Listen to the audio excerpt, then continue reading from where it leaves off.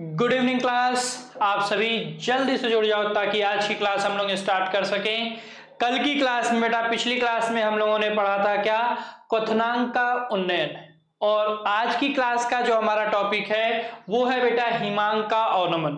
तो एक बार आप सभी पहले मुझे ये रिप्लाई कर दो कि क्या मेरी आवाज आप तक पहुंच रही है या नहीं, और अगर आवाज क्लियर है तो एक बार आप सभी सेशन को मैक्सिमम से मैक्सिमम शेयर कर देंगे और साथ ही साथ लाइक करते हुए चलेंगे। तो एक बार आप सभी रिप्लाई कर दो कि क्या मेरी आवाज आप तक पहुंच रही है। जल्दी से रिप्लाई कर दीजिए, उसके बाद फिर हम लोग बात करते हैं आगे। जल्दी से, क्या मेरी आवाज आप सभी तक पहुंच रही है।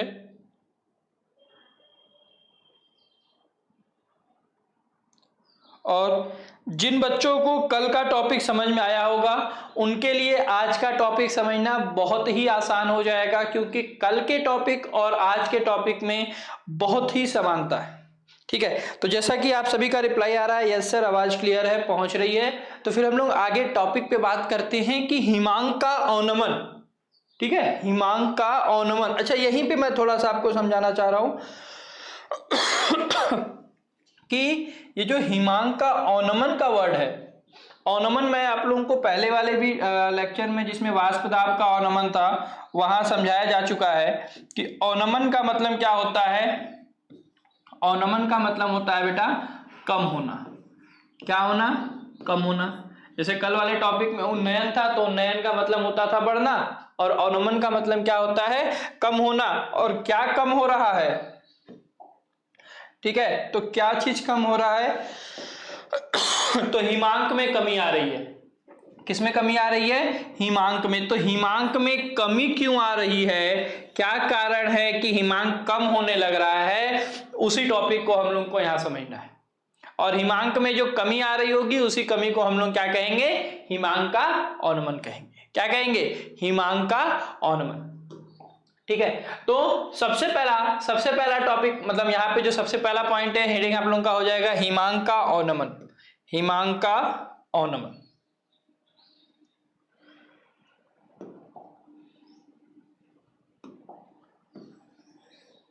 ठीक है, तो हिमांक का अवनमन, जैसा कि मैं आपको समझा चुका हूं कि हिमांक का अवनमन का मतलब क्या हो गया कि हिमांक में किस तरीके से कमी आ रही है, जिसको हम लोग इंग्लिश में कहते हैं depression of freezing point. Depression मतलब कमी, डिप्रेशन ऑफ फ्रीजिंग पॉइंट। किस चीज में कमी आ रही है? फ्रीजिंग पॉइंट में कमी आ रही है। तो क्यों आ रहा है, तो उसको जानने से पहले हम लोग सबसे पहले तो ये देखते हैं कि हिमांक होता क्या है। जिस तरीके से कल हम लोगों ने देखा था क्वथनांक पहले, उसी तरीके से यहां पर हम लोग देखेंगे कि पहले कि हिमांक किसे कहते हैं। हिमांक क्या होता है? तो किसी द्रव का हिमांक, किसी द्रव का हिमांक वह ताप है, किसी द्रव का हिमांक जो होता है बेटा वो वह ताप होता है जिस ताप पर जो वो द्रव होगा उसका वाष्प दाब उसकी ठोस अवस्था के वाष्प दाब के बराबर हो जाएगा। किसी भी द्रव का जो हिमांक होता है वो वह ताप होता है जिस पर द्रव का जो वाष्प दाब है उसकी ठोस अवस्था के वाष्प दाब के क्या हो जाए बेटा? बराबर हो जाए। तो उसे हम क्या कहते हैं? हिमांक का अवनमन। क्या कहते हैं? हिमांक का अवनमन। सॉरी, उसे हम क्या कहते हैं? उसे हम हिमांक कहते हैं। हिमांक किसे कहते हैं? तो जब किसी द्रव का हिमांक वह ताप होता है जिस पे द्रव का जो वाष्प दाब है उसकी ठोस अवस्था के वाष्प दाब के क्या हो जाए? बराबर हो जाए, तो उसे हिमांक कहते हैं। कल की क्लास में आप लोगों को क्वथनांक बताया गया था। क्वथनांक क्या बताया गया था? तो क्वथनांक, किसी द्रव का क्वथनांक वह ताप होता है जिस ताप पर उस द्रव का जो वाष्प दाब है वो वायुमंडलीय वाष्प दाब के बराबर हो जाए, वायुमंडलीय दाब के बराबर हो जाए, तो उसे हम क्वथनांक कहते हैं। और हिमांक किसे कहते हैं? तो जब उसकी ठोस अवस्था के वाष्प दाब के बराबर हो जाएगा तो उसे हम क्या कहेंगे? हिमांक कहेंगे। ठीक है, पहला पॉइंट आप सभी को क्लियर हो गया होगा। दूसरा पॉइंट, कब ऐसा कमी आता है? हिमांक का अनुमान देखना है तो हिमांक तो समझ लिए। अब हिमांक में कमी क्यों आती है, कब आती है, कैसे आती है? तो कमी तब आती है जब हम क्या करते हैं बेटा, किसी विलायक में, जब आप किसी विलायक में कोई अवाष्पशील पदार्थ घोलते हो, मिलाते हो, ऐड करते हो, डालते हो, जो भी कह लो आप, जब किसी विलायक में कोई अवाष्पशील पदार्थ मिलाया जाता है तो उसका वाष्प दाब कम हो जाता है। ये हम लोगों ने पहले ही टॉपिक में पढ़ा हुआ है। तो वाष्प दाब में कमी आने के कारण हो जाता है, जिसके परिणाम स्वरूप क्या होता है हमारा बेटा, हिमांक भी आपका कम हो जाता है। जैसे ही वाष्प दाब कम होता है, हिमांक में भी आपकी क्या आ जाती है, कमी आ जाती है, और इसी कमी को हम क्या कहते हैं, हिमांक का अवनमन कहते हैं, जिसको आगे हम देखेंगे। तो कमी क्यों आती है, तो जैसे ही हम अवाष्पशील पदार्थ मिलाते हैं तो वाष्प दाब कम हो जाता है, और वाष्प दाब कम होने की वजह से हिमांक भी आपका कम हो जाता है। ठीक है, तो तीसरा पॉइंट आपका यहां पे लिखा हुआ है कि जो वाष्प दाब का अवनमन है, वाष्प दाब का अवनमन, उसी के कारण जो हमारा विलयन होता है, उस विलयन का हिमांक शुद्ध विलायक के हिमांक से, विलयन का हिमांक शुद्ध विलायक के हिमांक से नीचा हो जाता है, कम हो जाता है, नीचा होता है या कम हो जाता है। ठीक है, किसका, विलयन का कम हो जाता है, किससे, शुद्ध विलायक से। विलयन का कम हो जाता है किससे, शुद्ध विलायक से। और इसी को क्या, विलायक और विलयन के हिमांक का अंतर, जिसको हम डेल्टा टी एफ, कल हम लोगों ने डेल्टा टी बी देखा था, आज डेल्टा टी एफ, जिसको हम डेल्टा टी एफ को ही हम क्या कहते हैं, हिमांक का अवनमन, यानी डिप्रेशन ऑफ फ्रीजिंग पॉइंट कहलाता है। डिप्रेशन ऑफ फ्रीजिंग पॉइंट क्या होता है, तो विलयन का और विलायक के हिमांक का जो अंतर होता है, वो अंतर हमारा क्या कहलाता है, हिमांक का अवनमन कहलाता है। किसी को कोई दिक्कत? एक बार आप रिप्लाई करिएगा कि क्या यहां तक बात क्लियर है, ये चारों पॉइंट क्लियर है। एक बार आप सभी रिप्लाई कर दो, एक बार आप सभी जल्दी से रिप्लाई करो कि क्या ये चारों पॉइंट आप सभी के क्लियर हैं कि सर हिमांक का अवनमन किसे कहते हैं।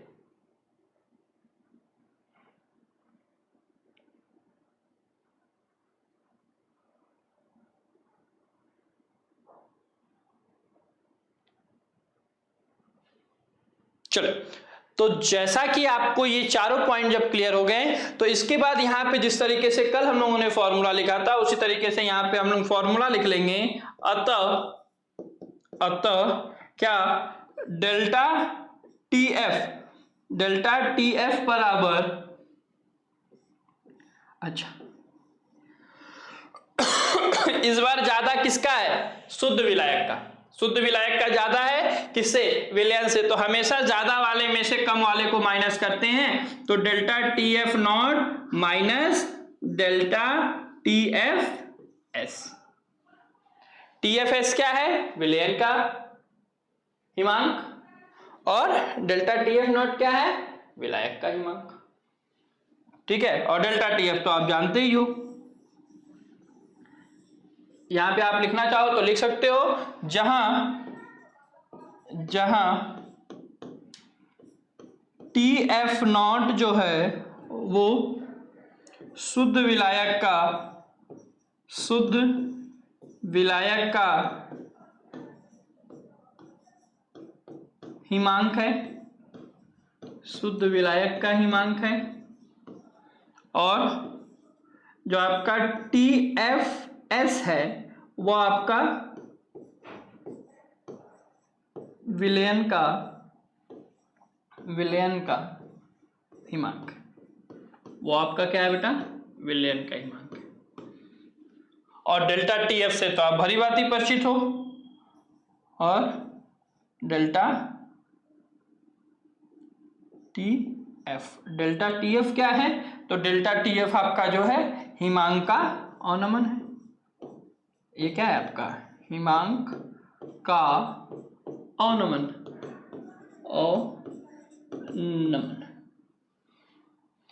क्लियर है? तो एक बार आप लोग फिर से ये चीज नोट करने के बाद जिनको टॉपिक समझ में आ रहे होंगे वो बेटा सेशन को शेयर और साथ ही साथ लाइक करते हुए चलेंगे, ये बहुत जरूरी है।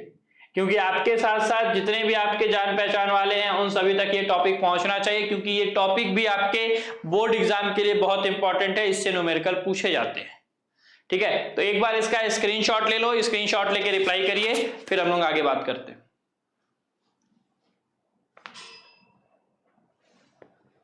स्क्रीनशॉट लेके रिप्लाई करिए जल्दी से।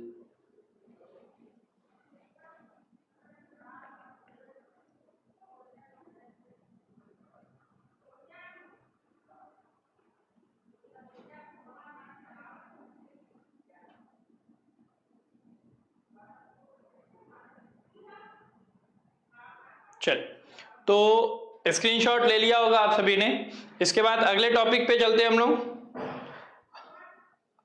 अगला टॉपिक क्या था, तो देखिएगा अगला पॉइंट हमारा क्या कह रहा है कि जब किसी द्रव का ताप घटाने से, जब आप किसी द्रव का ताप घटाते हो तो उसका वाष्प दाब भी घटता है। वाष्प दाब क्या होता है, घटता है।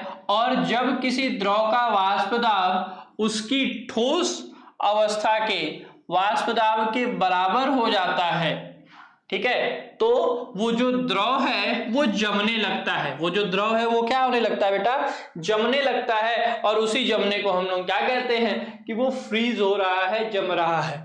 ठीक है, तो शुद्ध विलायक, विलयन और ठोस विलायक जो जम रहा है बेटा, ठोस विलायक के वाष्प दाब और ताप के मध्य ग्राफ अगर हम प्लॉट करते हैं बेटा, तो हमको प्राप्त दाब जो होगा वो किसमें मिलेगा, वक्र के रूप में मिलेगा, जिस तरीके से कल वाला में आपने देखा था। उसी तरीके से आप आज वाले में भी देख सकते हो। आप यहां पे पॉइंट देख रहे हो, ठीक है। इसमें क्या है देखिएगा, इसको भी बनाते हैं हम लोग, पहले इधर समझते हुए बनाते हुए चलेंगे हम लोग। ये ले लिया आपने, ठीक है। ये वाला जो लाइन है, ये वाला पॉइंट किसको दिखा रहा है बेटा, टेम्परेचर को। ये टेम्परेचर को दिखा रहा है। और ये जो दिखा रहा है ये किसको दिखा रहा है, वेपर प्रेशर को दिखा रहा है। ये वेपर प्रेशर दिखा रहा है, ये टेम्परेचर दिखा रहा है। और टेम्परेचर किसमें होता है बेटा, यहाँ पे हम लोग टेम्परेचर जो है वो केल्विन में लेके चल रहे होते हैं। तो कल की तरह यहां पर भी देखो, पहले तो दो कर्व है, एक और ये दो, लेकिन यहां पर आप देख रहे हो कि एक पॉइंट दिया हुआ है। जैसे इस पॉइंट को माना है ए, इसको माना है बी, इस पॉइंट को माना है डी और इस पॉइंट को माना है ई, ठीक है। और यहां से इस तरीके से एक ये लाइन आ रही है ऐसे, और वो इसको इस तरीके से ये मीट करते हुए जा रही है, जिसको सी माना, ठीक है। और यहां से ये जो एटमॉस्फेरिक प्रेशर है, इस एटमॉस्फेरिक प्रेशर वाले पॉइंट को यहां से ये इस तरीके से ये सीधे यहां लेके आए, और उसके बाद ये वाले पॉइंट से यहां से इस तरीके से लेके आना है, ठीक है। तो ये वाला जो पॉइंट है, ये देखो, ये किसके लिए, ऊपर वाले के लिए। ये हमारा क्या है, द्रव विलायक। ये वाला कर्व जो है ये द्रव विलायक के लिए, और जो द्रव विलायक है उसके लिए जो हो जाएगा वो क्या हो जाएगा, TF नॉट। और ये वाला जो है ये किसके लिए है बेटा, तो विलयन के लिए, विलयन के लिए। और विलयन के लिए आपका क्या हो जाएगा, TFS। ये हो जाएगा क्या, TFS। यहां पे खाली TF लिया हुआ है, कंफ्यूज नहीं होंगे। S हमने इसलिए लिया कि ये विलयन दिखा रहा है, और TF नॉट देखो यहां लिया हुआ है, ठीक है। और ये जो अंतर है, यही जो अंतर है, यही अंतर आपका क्या कहलाता है, डेल्टा TF। यही अंतर हमारा क्या कहलाता है, डेल्टा TF, जो फ्रीजिंग पॉइंट, ठीक है, जो हिमांक का अंतर है। और ये वाला पॉइंट आप देख रहे हो, ये वाली जो लाइन है सर, ये वाली लाइन किस लिए जा रही है, तो ये वाली लाइन जा रही है किसके लिए, ठोस विलयन के लिए। ये आपका क्या है, ठोस। जब वो जमना चालू हो रहा है, जब वो जमना चालू हो रहा है, तो जमना कैसे चालू हो रहा है, ये देखो, द्रव का हिमांक ज्यादा है, विलयन का हिमांक कम है। क्यों कम है? क्योंकि उसमें अवाष्पशील पदार्थ मिला दिया गया है। क्यों कम है? क्योंकि उसमें अवाष्पशील पदार्थ मिला दिया गया है। तो देखो ज्यादा वाला है तो पहले से ही थोड़ा लेट में जमेगा, तो ये देखो टेम्परेचर यहाँ पे, और इसका हिमांक कम है यानी और कम टेम्परेचर हो जाएगा, यहाँ पर हो जाएगा आपका। ठीक है, तो वही सेम चीज यहाँ पर है आपका कि ये वाला जो लाइन है ये वेपर प्रेशर दिखा रहा है, और यहाँ पे कौन सा वेपर प्रेशर दिया गया? 1 atm का, 1 एटमॉस्फेरिक प्रेशर। 1 एटमॉस्फेरिक प्रेशर पे यहाँ देखो, यहाँ से ये यहाँ से, तो ये सॉल्वेंट आपका दिख रहा है। ये देखो पॉइंट पे, इस पॉइंट को ECDEF, तो आपको पॉइंट से नहीं मतलब, जो ये ABCD लिखा है आप इसको नहीं भी लिखोगे तो कोई दिक्कत नहीं है। आपको बस 3 कर्व, यहाँ पे 3 कर्व लाइन याद रखनी है। कौन कौन सी? तो एक जो द्रव के लिए होगा, द्रव विलयन के लिए, दूसरा द्रव विलायक के लिए, दूसरा जो आपका विलयन के लिए होगा। उसके बाद यहां से आपको जिस तरीके से उसमें आपने लाया था यहीं से, और ये कि यहां से, बस अंतर क्या हो जाएगा, एक पॉइंट आप और लेके आओगे जो ये वाला ऐसे वाला रहेगा। ये क्या रहेगा? ये वाला जो कर्व है, ये वाला कर्व किस चीज के लिए है? ठोस के लिए। जब वो हिमांक यानी जब वो जमना चालू हो जा रहा है, तो जब जमना चालू होता है तो ऐसा तो है नहीं बेटा कि आप सभी लोग फ्रिज में पानी रखते होगे वो जमता होगा। तो आप प्रैक्टिकल करके देख सकते हो कि अगर आपने फ्रीजर में पानी रखा और पानी को जब आप देर तक छोड़ देते हो तो वो पूरी तरीके से जम जाता है। लेकिन जैसे ही आप उसमें फ्रीजर में रखोगे और 20 मिनट, 25 मिनट, 10 मिनट, 15 मिनट के बाद अगर आप जाके देखोगे तो उसके ऊपर वाले लेयर से जमना चालू होता है और फिर नीचे वाली लेयर पे जाता है। जो पानी जमना चालू होता है वो आउटर लेयर से जमना चालू होता है, फिर इनर लेयर में अंदर की तरफ जा रहा होता है। वो अचानक ऐसा नहीं कि आपने फ्रीजर में कोई चीज फ्रीज हो जाती है, जम जाती है, तो जम जाती है, मैंने फ्रीजर में डाला वो बर्फ बन के बाहर निकलेगा। नहीं, वो बर्फ बनने का भी एक प्रोसेस है कि वो धीरे धीरे बर्फ बनना चालू होगा। तो आप देखोगे कि बाहर की परत जो होगी, आप जिस चीज में भी डाले रहोगे तो जो बाहर की परत होगी वो जम जाएगी 10 मिनट के बाद, लेकिन उसके अंदर नहीं जमा होगा पूरी तरीके से। आप उसको पूरा प्रेस कर दो, टूटेगा और पानी भी गिरेगा, क्योंकि वो जो पूरा पानी है वो नहीं जमा है। लेकिन बर्फ जब पूरी तरीके से जम जाता है तो ऐसा नहीं होता है। जब बर्फ आपका पूरी तरीके से जम जाएगा तो ऐसा नहीं होगा। तो वही है कि यहां से देखो जमना चालू हो गया है और ये शुद्ध था तो यहां तक हिमांक था उसका, और ये है तो हिमांक और कम हो गया। ठीक है, बात क्लियर है? ये वाला ग्राफ आपको याद रखना है। ठीक बेटा, सभी को क्लियर है ना पॉइंट? एक बार स्क्रीनशॉट ले लो, फिर हम लोग आगे बात करते हैं अगले टॉपिक पे।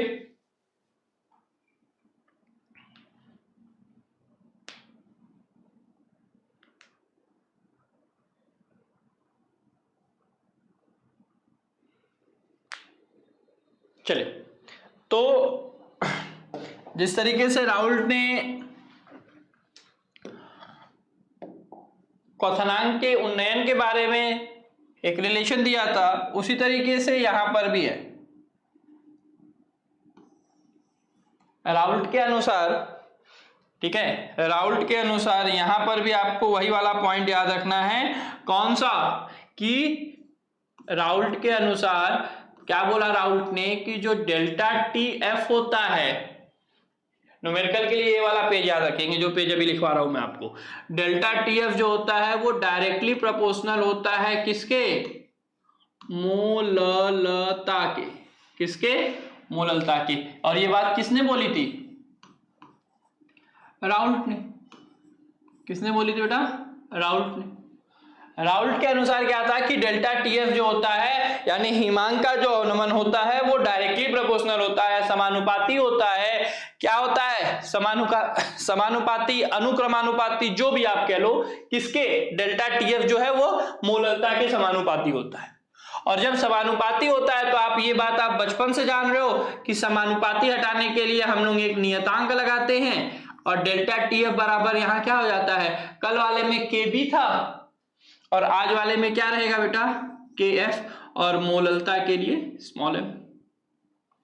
फिर से इसी फॉर्मूले को थोड़ा सा बड़ा कर लोगे तो डेल्टा TF बराबर KF into W into 1000 upon में small m into capital W।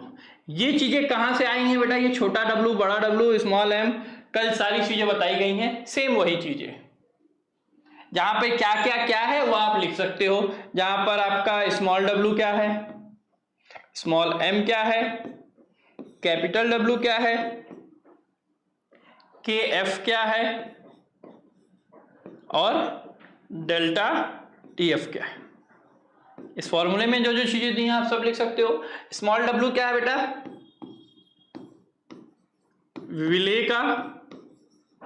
विलेय का भार। जिस तरीके से कल ये हम लोग को क्वेश्चन लगाने में मदद कर रहा था, आज भी ऐसे ही आपको करना है। स्मॉल m क्या है बेटा? विलेय का अणु भार। स्मॉल m क्या है? विलेय का अणु भार। कैपिटल W क्या है बेटा? विलायक का भार। और KF क्या है? जिस तरीके से कल वो मोलल उन्नयन स्थिरांक था, उसी तरीके से ये आपका क्या होता है? मोलल अवनमन स्थिरांक, इसको हम मोलल अवनमन स्थिरांक कहते हैं।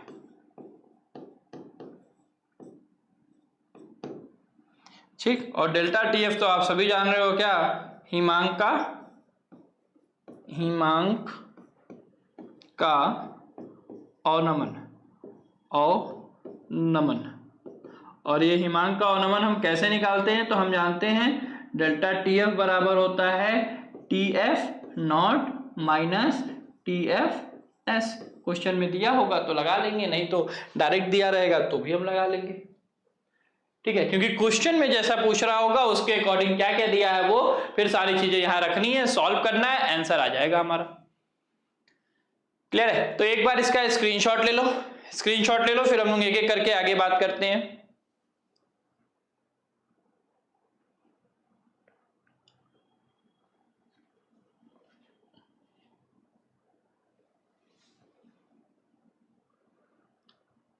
और बेटा स्क्रीनशॉट लेने के साथ साथ चीजें अगर समझ में आ रही हैं आप लोगों को तो आप सेशन को शेयर और लाइक करना ना भूलें, क्योंकि आपके साथ साथ जितने बच्चों तक पहुंचेगा उनके लिए भी ये प्लस पॉइंट रहेगा। ठीक है, उनको भी चीजें समझ में आ रही होंगी, तो सेशन को बेटा शेयर करना ना भूलें जल्दी से। ठीक है, जितना आप मैक्सिमम से मैक्सिमम शेयर करोगे उतना ही यहाँ पे आपके लिए और साथ ही साथ और सबके लिए भी बढ़िया रहेगा। ठीक है, क्योंकि आप शेयर कर रहे हो, दूसरों तक पहुंचेगा, आपको थोड़ा सा पुण्य मिलेगा। और यहां देखिएगा, जो मोलल अवनमन स्थिरांक है, मोलल नहीं, ये मोलल है। ठीक है, जो हमारा मोलल अवनमन स्थिरांक है, मोलल अवनमन स्थिरांक का भी एक छोटा सा डेफिनेशन होता है, जिस तरीके से कल हमने देखा था, और कोई अंतर नहीं है, बस वो उन्नयन था या अवनमन है। देखो तो 1 किलोग्राम विलायक में किसी अवाष्पशील वैद्युत नवघट्य पदार्थ का 1 मोल घोलने पर जो हिमांक का जो अवनमन होता है वो विलायक का मोलल अवनमन स्थिरांक KF कहलाता है।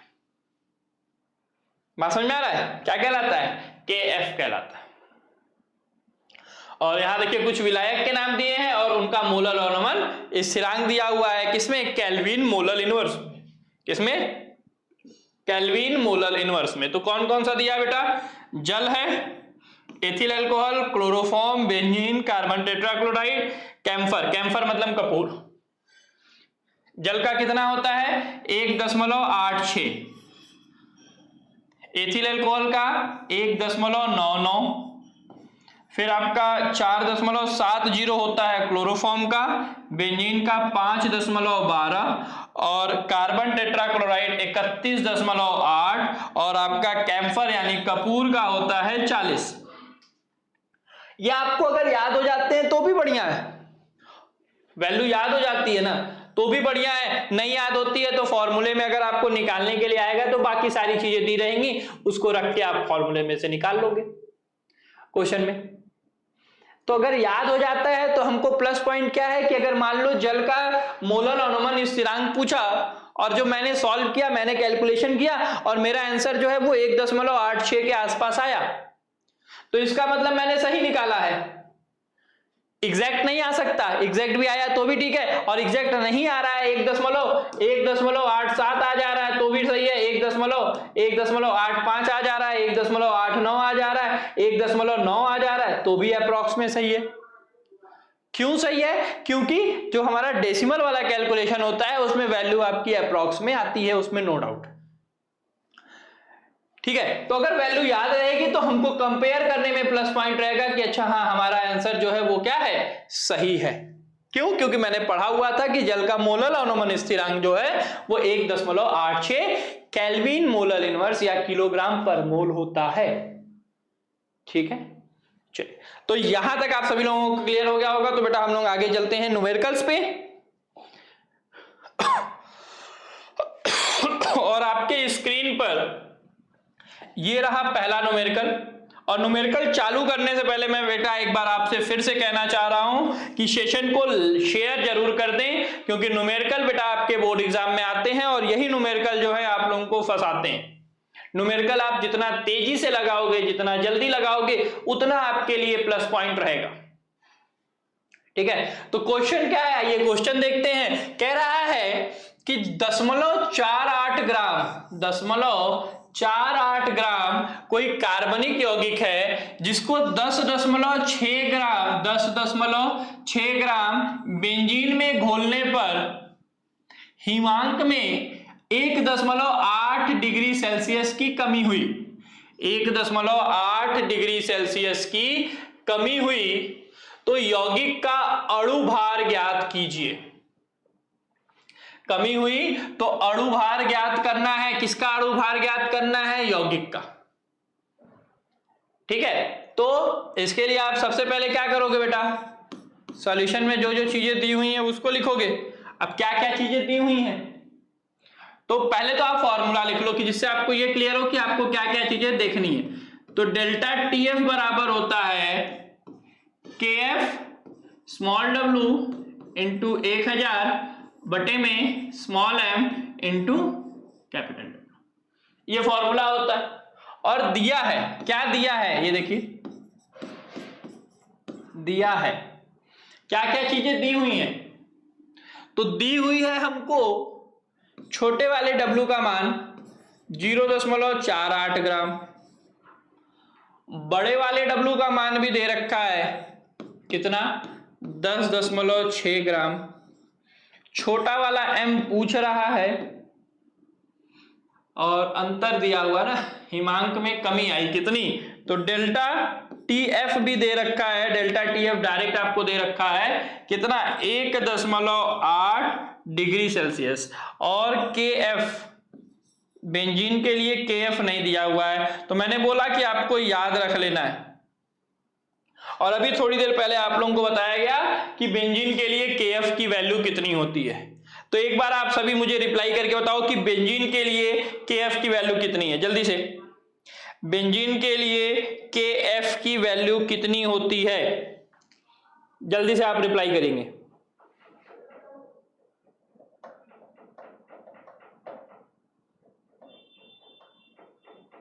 बेंजीन के लिए केएफ अभी आप लोगों को बताया गया है, तो जल्दी से आप लोग रिप्लाई करेंगे कि बेंजीन के लिए केएफ की वैल्यू कितनी है।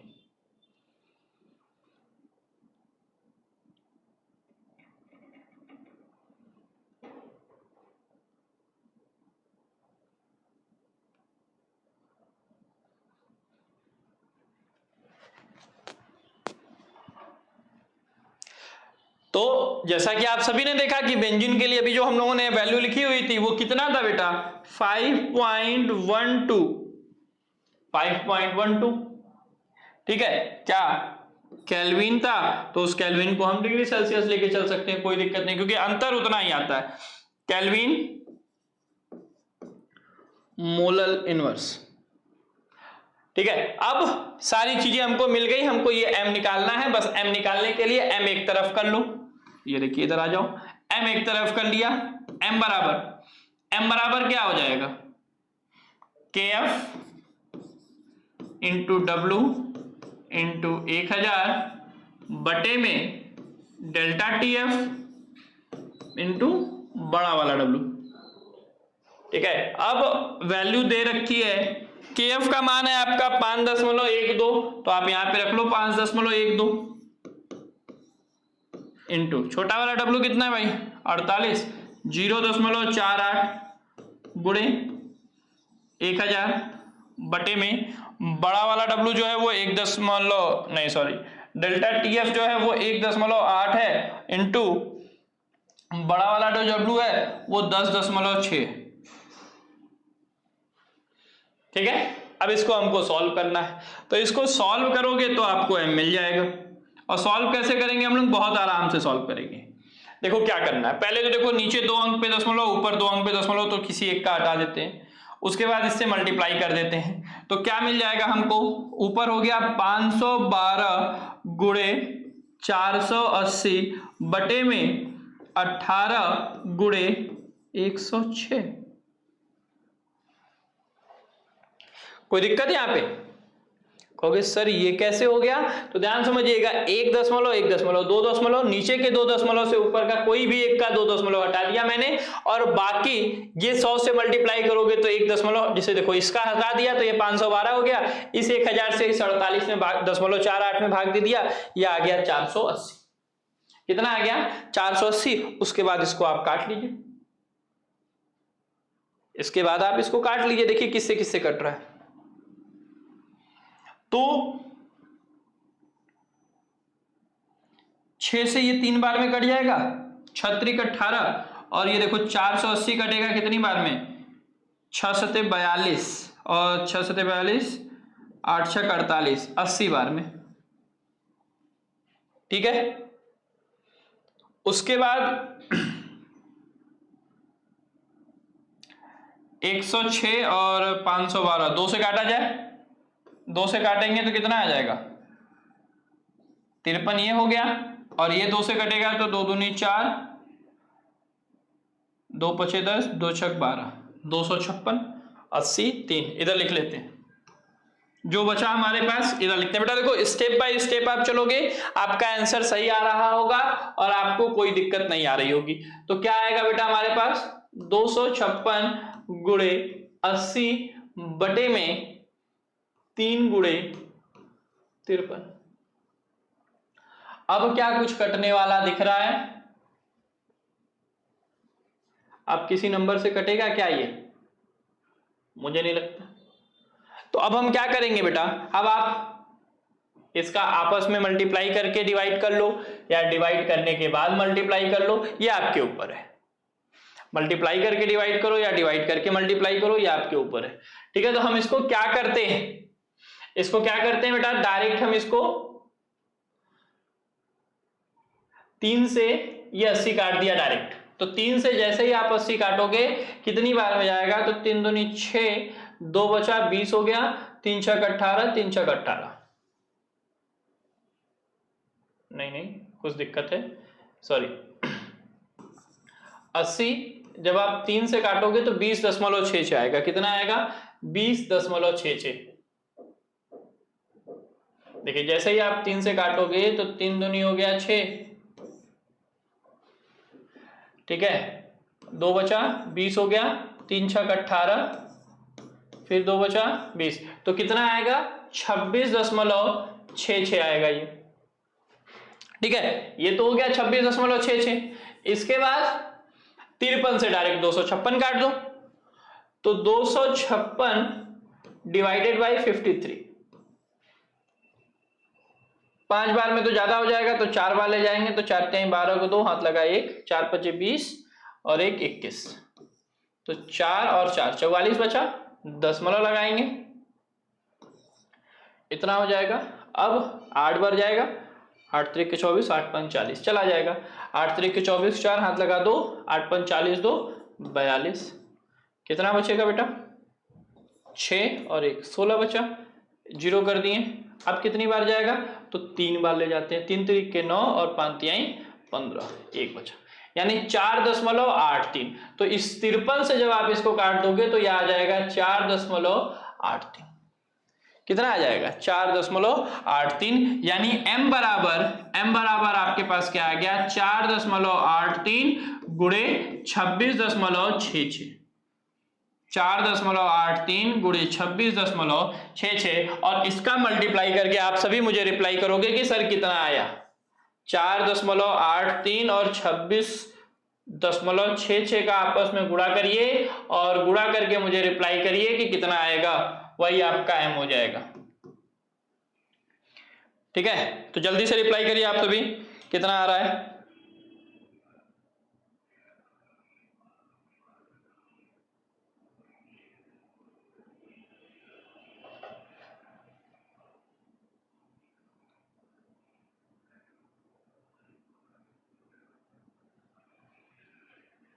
जल्दी से बेटा। 4.83 गुणे 26.66 मल्टीप्लाई करेंगे तो कितना आएगा बेटा।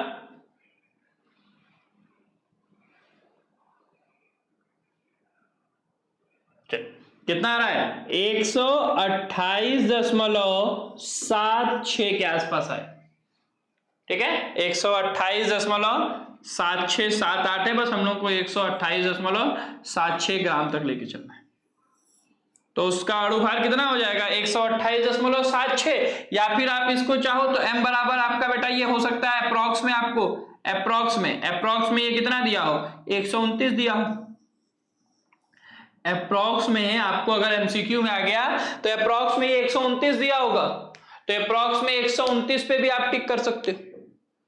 क्लियर है, तो एक बार इसका स्क्रीनशॉट ले लो और स्क्रीनशॉट लेने के बाद रिप्लाई करिए, तो फिर अगले क्वेश्चन पे चलते हैं। इसका स्क्रीनशॉट लो, स्क्रीनशॉट लेने के बाद रिप्लाई करिए, तो फिर हम लोग अगले क्वेश्चन पे चलते हैं।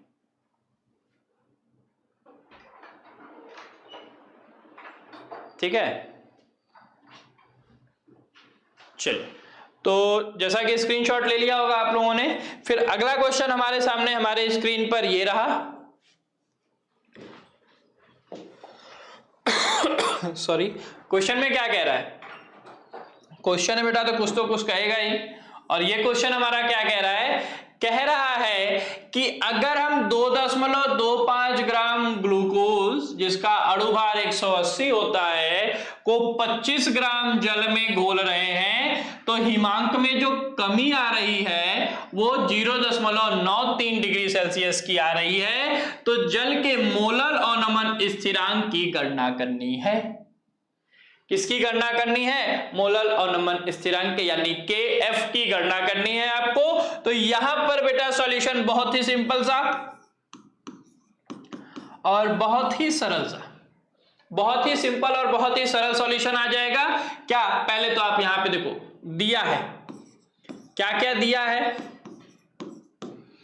छोटा वाला W देना चाहिए, M देना चाहिए, बड़ा वाला W देना चाहिए, डेल्टा TF देना चाहिए, और जैसा कि KF पूछ रहा है तो KF बराबर क्वेश्चन मार्क, और छोटा वाला W दिया हुआ बेटा 2.25 ग्राम, M दिया हुआ है अणुभार उसका 180 जिसको 25 ग्राम जल में मिलाया गया तो ये 25, और डेल्टा TF अंतर कितना आ रहा है 0.93 डिग्री सेल्सियस का, 0.93 डिग्री सेल्सियस का।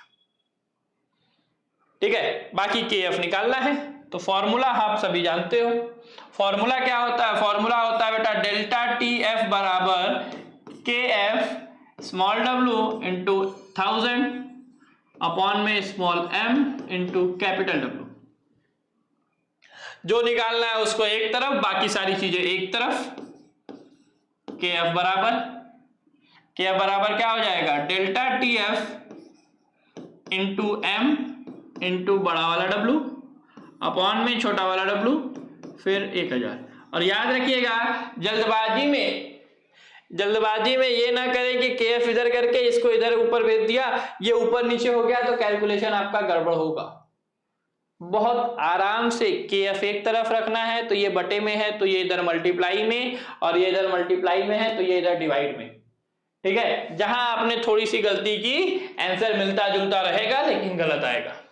ठीक है, तो बाकी सारी चीजें दी हुई है रख दीजिए। डेल्टा TF दिया हुआ है 0.93, M दिया हुआ है 180, बड़ा वाला W दिया हुआ है 25, छोटा वाला W दिया हुआ है 2.25 गुणे 1000।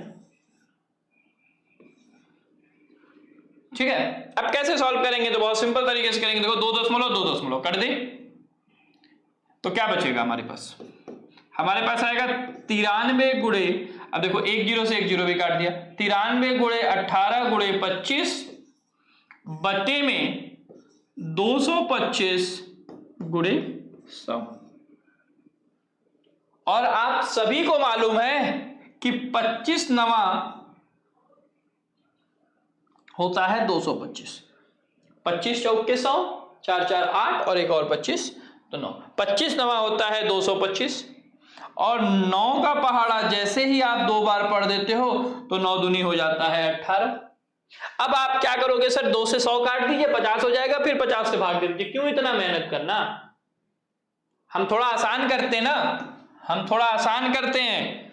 क्या करते हैं? m बराबर, देखो आपको बस फास्ट बनना है, काटेगा पीटेगा आंसर तो आना ही है, लेकिन आप ये सोचो कि कैसे करके आपका आंसर बहुत अच्छा और बहुत जल्दी और बहुत सही आएगा। तो कैसे करके? इस 100 से इसमें आप भाग दे दो और जैसे ही भाग दोगे तो ये आ जाएगा 0.93। फिर क्या है? बगल में 2 है बचा, बगल में 2 है बचा और 2 से गुणा कर दो, कितना आ जाएगा? 1.86।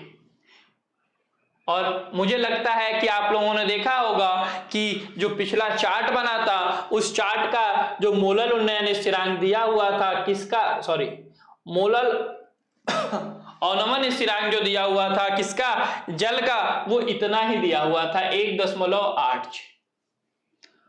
कितना दिया हुआ था? 1.86।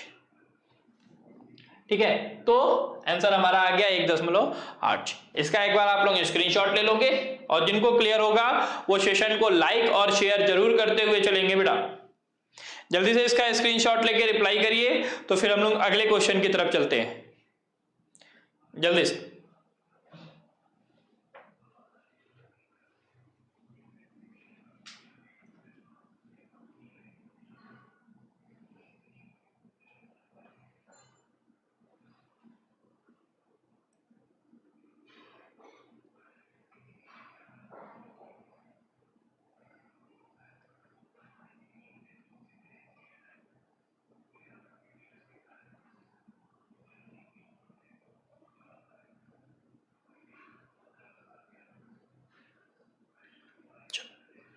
तो हो गया होगा। इसके साथ ही साथ बेटा देखो सेशन को शेयर करना ना भूलें, शेयर करते रहोगे तो आपके साथ साथ और भी बच्चों का भला होता हुआ चलेगा।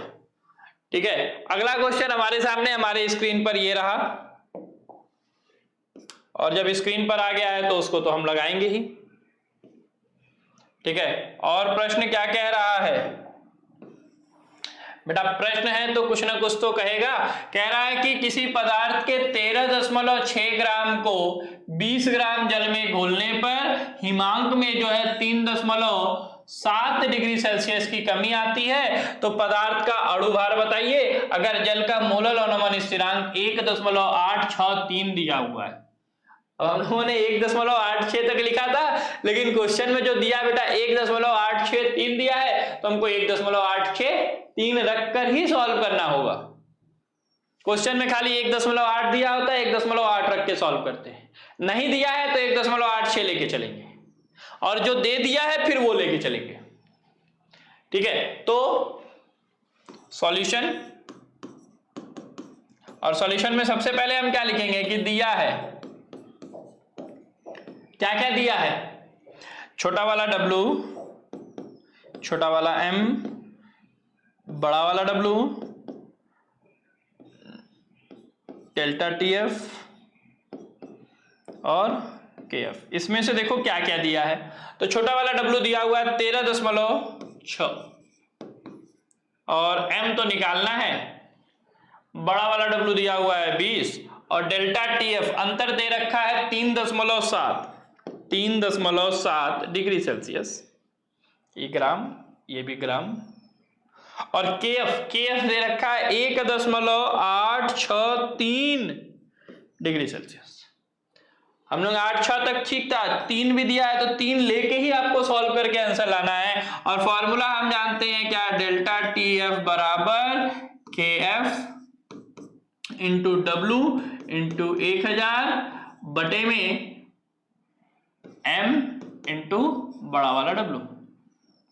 और जो निकालना है उसको हम लोग एक तरफ भेज दें, m बराबर के एफ इंटू छोटा वाला w इंटू 1000 बटे में आपका क्या हो जाएगा बेटा, डेल्टा टी एफ इंटू बड़ा वाला w। ये रख लिया।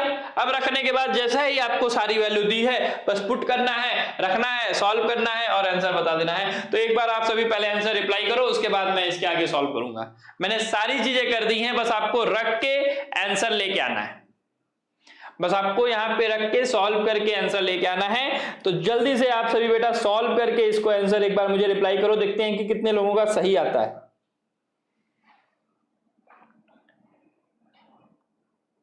देखते हैं कितने लोगों का सही आता है। और जैसे ही आप रिप्लाई करने लगोगे आप लोग, मैं यहाँ पे इसको सॉल्व करूंगा और सॉल्व करने के बाद आप सभी मिला लोगे कि सर मेरा सही है, मेरा सही है, मेरा गलत है। ठीक है, तो जल्दी से रिप्लाई करेंगे। वैल्यू रखनी है, सॉल्व करना है, आंसर लाना है।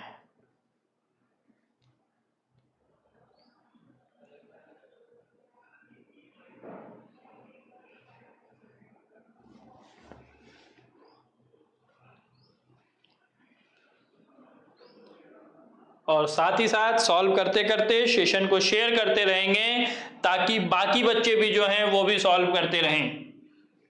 ठीक है, और मैं भी आपका थोड़ा सा आपका मदद कर देता हूं। के एफ दिया है 1.863 गुणे छोटा वाला डब्लू कितना दिया बेटा, 13.6 गुणे 1000 बटे में डेल्टा टी एफ दिया हुआ है 3.7 गुणे बड़ा वाला डब्लू दिया हुआ है 20। तो काटने के लिए तो हम काट सकते हैं, लेकिन हम अपने हिसाब से करते हैं। तो हम अपने हिसाब से करेंगे तो इसको हम लिख सकते हैं 1863 into 136 divided by 37 into 20। Okay sir कैसे? तो बेटा देखो ये 1000 था, इसका गुणा इसमें कर दिए तो 1836 हो गया, 3 प्लेस का दशमलव हट गया, नीचे एक प्लेस पे दशमलव, यहाँ एक प्लेस पे दशमलव हटा दिए। ठीक है, अच्छा अब देखिए इसको जैसे ही 2 से आप काटोगे 10 बचेगा और यहां कितना आ जाएगा, 2 छक्के 12 और 2 अट्ठे 16। और आप चाहो 10 से डायरेक्ट काट दें इसको, हम 10 से आप इसको डायरेक्ट काट दोगे 6.8 बचेगा।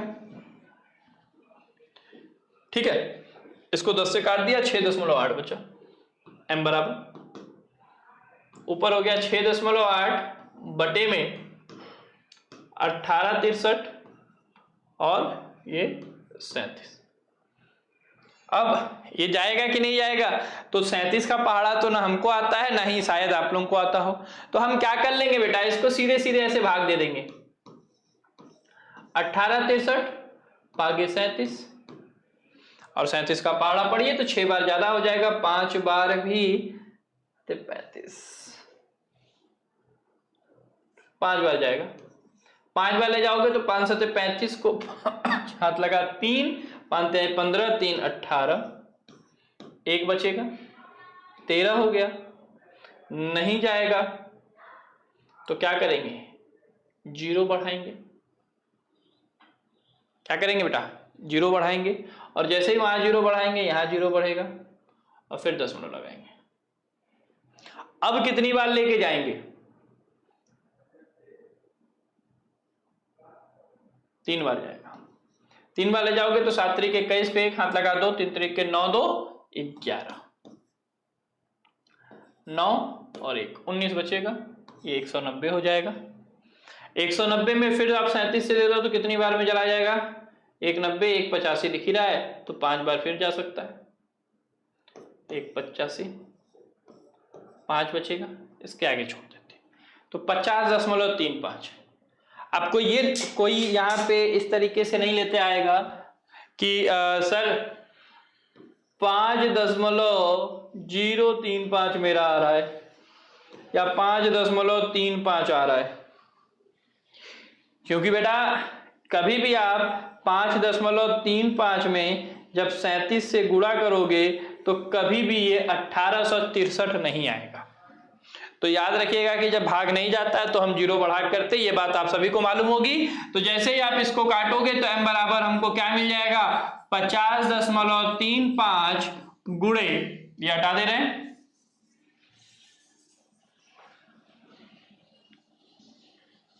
50.35 गुणे 6.8। अब बस इन्हीं का आपस में आपको गुणा कर लेना है, तो गुणा भी करके हम लोग देख लेते हैं बेटा। तो 50.35 गुणे 6.8, 8 5 40, 4 आया, 8 3 24, 4 28 और 8 5 40, 6 5 30, 0 हाथ लगा 3, 6 3 18, 3 21 को 1 हाथ लगा 2, 21 और 6 5 30, ये 0, ये 8, ये 3, ये 2 और ये 4 और ये 3 और 2 और 1 3 प्लेस पे, तो 3 प्लेस पे दशमलव लगा देंगे, 342.380। m बराबर कितना आ जाएगा, m बराबर 342.380 ग्राम। ठीक है, तो बेटा बस यहाँ पे आपको इनके क्वेश्चंस में आपको कुछ नहीं करना है, बस आपको सिंपली सॉल्व करते चलना है और सॉल्व करके आंसर लाना है। ठीक है, तो एक बार आप सभी रिप्लाई कर दोगे कि क्या यहाँ तक की सारी चीजें आप लोगों को क्लियर हैं। एक बार आप सभी रिप्लाई करो, एक बार सभी के सभी रिप्लाई करेंगे कि क्या यहाँ तक को आप लोगों की जितनी भी चीजें हैं वो क्लियर हैं।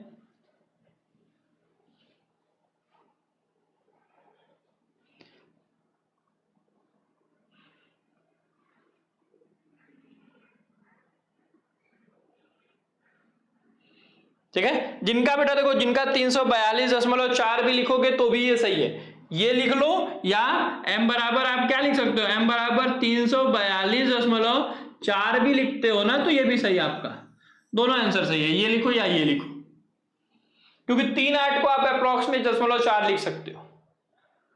ठीक है, तो ये हो गया होगा, एक बार इसका स्क्रीनशॉट ले लो और साथ ही साथ जिन बच्चों को क्लियर होगा वो सेशन को शेयर और लाइक करते हुए जरूर चलेंगे।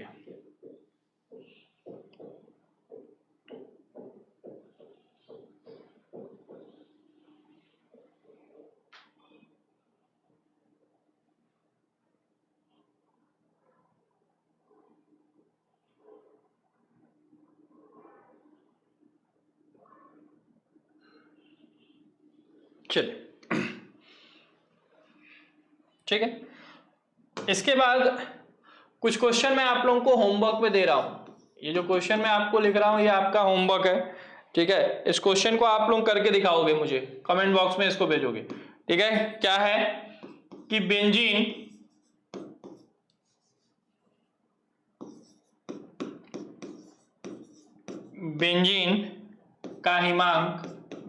का हिमांक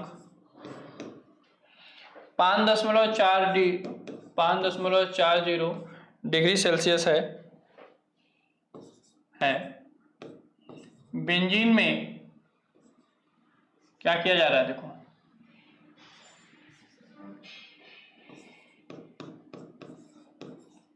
बेंजीन में एक अवाष्पशील पदार्थ, एक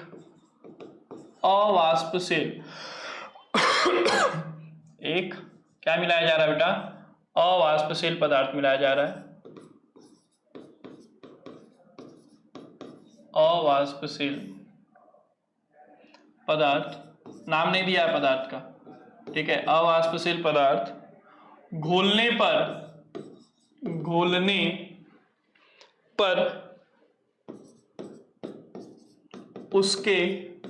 पर उसके हिमांक में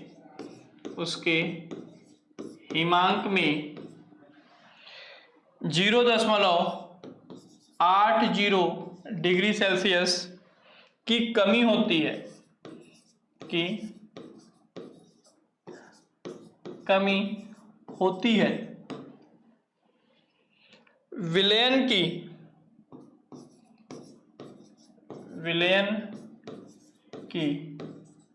मोललता, विलयन की मोललता ज्ञात कीजिए। मोललता ज्ञात करनी है आपको, ठीक है। मोललता ज्ञात कीजिए कब? जब आपको बेंजीन का मोलल अवनमन स्थिरांक, मोलर अवनमन स्थिरांक, मोलर अवनमन स्थिरांक 5.1 डिग्री सेल्सियस मोलल इनवर्स हो तो। ये क्वेश्चन आपका होमवर्क मेरा, ये होमवर्क।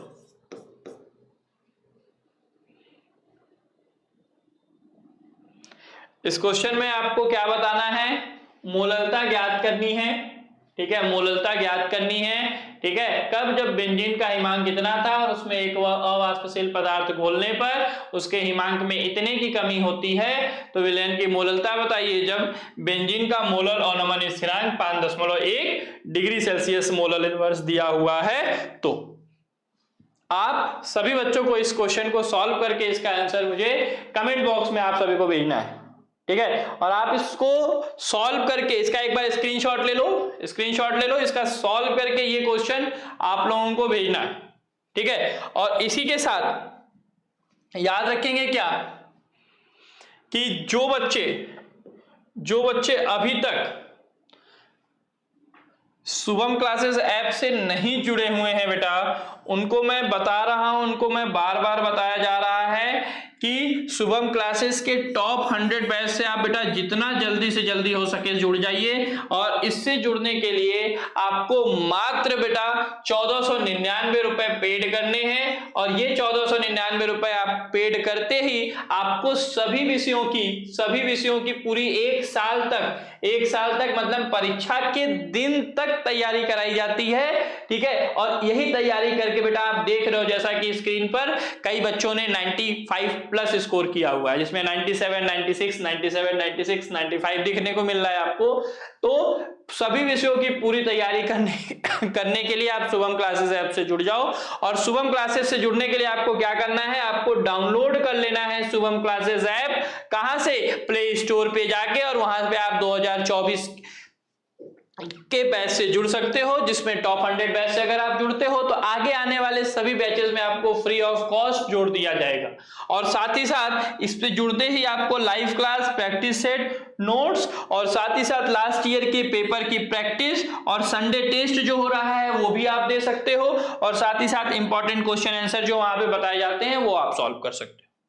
और जुड़ने के लिए आपको करना क्या है? आपको बेटा डाउनलोड करना है शुभम क्लासेस ऐप, और वहां ऐप से आप पेमेंट कर सकते हो 1499 रुपए का। और जिन बच्चों को ऐप से पेमेंट करने में दिक्कत आ रही है वो बेटा इन नीचे दिए गए इन दोनों व्हाट्सएप नंबर पे, ये जो 2 व्हाट्सएप नंबर दिख रहा है आपको, इन दोनों व्हाट्सएप नंबर पे भी आप व्हाट्सएप करके बात करके, फोन पे, गूगल पे, जिस तरह जो भी आप चलाते हो कि उससे बात करके आप यहाँ पे भी डायरेक्ट पेमेंट करके भी आप जुड़ सकते हो।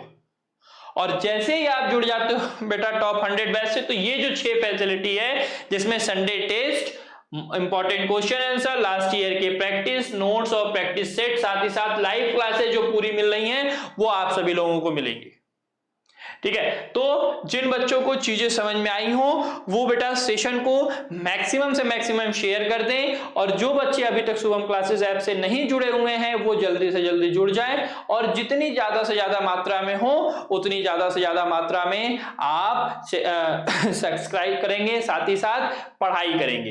क्योंकि सबसे बढ़िया बात है बेटा, जितनी ज्यादा से ज्यादा मात्रा में आप न्यूमेरिकल्स पे प्रैक्टिस करोगे उतना आपके लिए प्लस पॉइंट रहेगा। तो मैं चाहता हूं कि जितने बच्चे अभी देख रहे हैं उन सारे बच्चों का कमेंट मुझे कमेंट बॉक्स में आना चाहिए। पिछली की जो क्लास का न्यूमेरिकल मैंने दिया था या उसके पिछले क्लास का जो न्यूमेरिकल दिया था उसमें से कुछ ही बच्चों ने रिप्लाई किया है कमेंट करके कि सर इसका आंसर इतना आया है, इस क्वेश्चन का आंसर इतना आया है। ठीक है, तो अगर आपको चीजें समझ में आ रही हैं तो क्वेश्चन सॉल्व करो, सॉल्व करके आंसर रिप्लाई करो। नहीं आता है तो आप वो भी पूछो कि सर मुझे नहीं आ रहा है, फिर उसे वो बताया जाएगा। लेकिन आप नहीं करोगे तो उसके लिए आप ही का नुकसान है। ठीक है, तो आज के लिए इतना ही। Thank you.